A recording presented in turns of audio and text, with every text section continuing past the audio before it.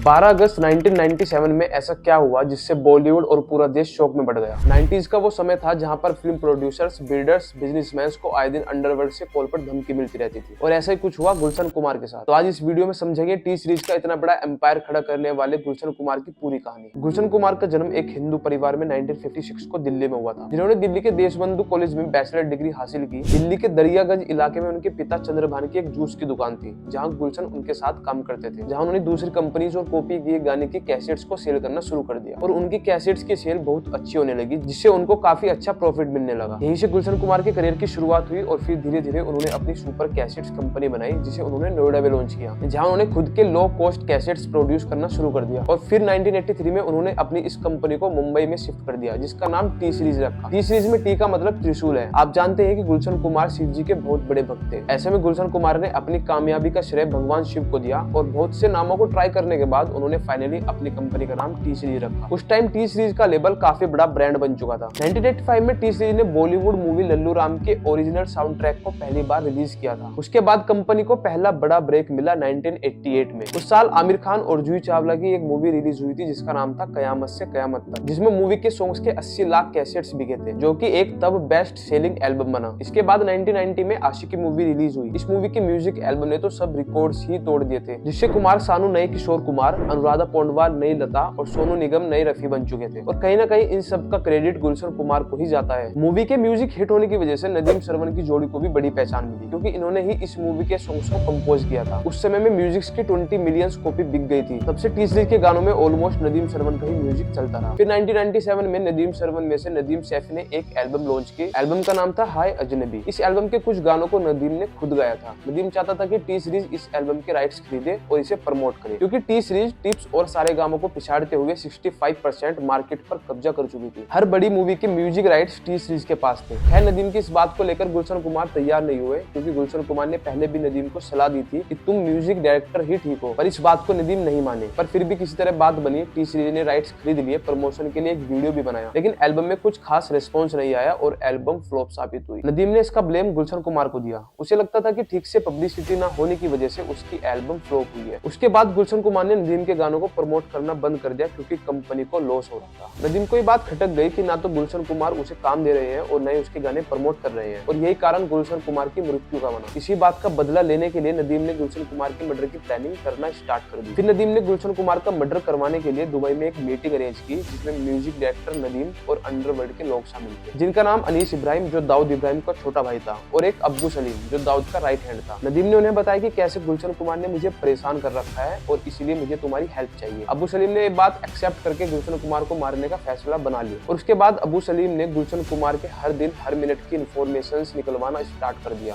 तब क्या करता है सब चीज। और थोड़े ही दिन बाद 5 अगस्त 1997 को गुलशन कुमार के पास अब्बू सलीम की कॉल आई और बोला, वैष्णो देवी में रोज लंगर खिलाते हो, कुछ हमें भी खिलाओ। फिर उसके बाद 10 करोड़ फिरौती की मांग भी की और साथ ही पूछा नदीम की एल्बम को सही से प्रमोट क्यों नहीं किया। तब गुलशन कुमार ने जवाब दिया कि नदीम की आवाज अच्छी नहीं है, इसलिए एल्बम फ्लॉप हुई। इन धमकियों के बावजूद गुलशन कुमार पुलिस के पास नहीं गए।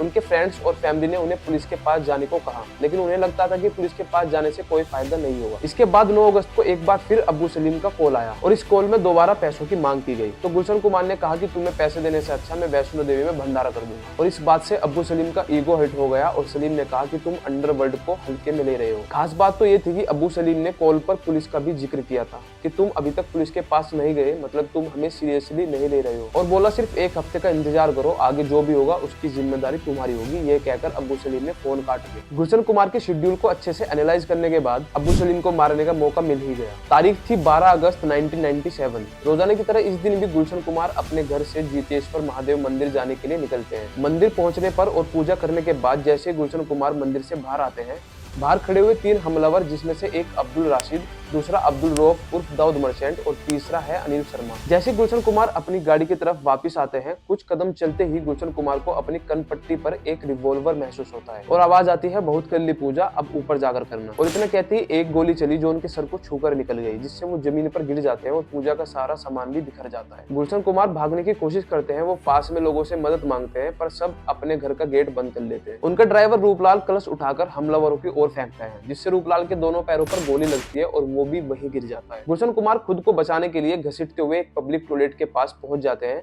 इसके बाद हमलावर गुलशन कुमार के पास पहुंचते हैं और किसी फिल्मी स्टाइल की तरह गुलशन कुमार पर गोलियों की बौछार कर देते हैं, जिसमें कि 16 गोलियां उनकी पीठ और गर्दन पर लगती है और 2 मिनट में सारा खेल खत्म हो जाता है। पर शॉकिंग चीज ये है कि जब तक ये मर्डर सीन चल रहा था, अब्बू सलीम गुलशन कुमार की चीखें सुन रहा था। फिर तीनों हमलावर पास खड़ी एक टैक्सी के ड्राइवर को बाहर खींचकर निकालते हैं और टैक्सी लेकर भाग जाते हैं। थोड़ी देर बाद पुलिस आती है और गुलशन कुमार को नजदीक के कूपर हॉस्पिटल ले जाया जाता है, जहां डॉक्टर उन्हें मृत घोषित कर देते हैं। और अगले दिन गुलशन कुमार की बॉडी को लास्ट राइट के लिए दिल्ली ले जाया गया और उस दिन गुलशन कुमार की मौत से पूरा देश शोक में था। गुलशन कुमार की डेथ के बाद पुलिस ने अपनी इन्वेस्टिगेशन स्टार्ट की और नवंबर 97 तक पुलिस ने 400 पेज की चार्जशीट फाइल की, जिसमें अब्बू सलीम, नदीम सैफी के साथ साथ एक और नाम था जो चौंकाने वाला था, टिप्स के मालिक रमेश तुरानी का। पुलिस ने दावा किया कि नदीम के साथ साथ रमेश तुरानी ने गुलशन कुमार को मरवाने के लिए 25 लाख की सुपारी दी थी। फिर जनवरी 2001 में एक्यूज्ड अब्दुल रऊफ उर्फ दाऊद मर्चेंट को कोलकाता से अरेस्ट किया गया। अप्रैल 2002 में 19 लोगों को हिरासत में ले लिया गया था, जिसमें से 18 को रिहा कर दिया था, क्योंकि पुलिस उनके खिलाफ कोई एविडेंस सबमिट नहीं कर पाई थी, इसलिए कोर्ट ने उन्हें बेगुनाह माना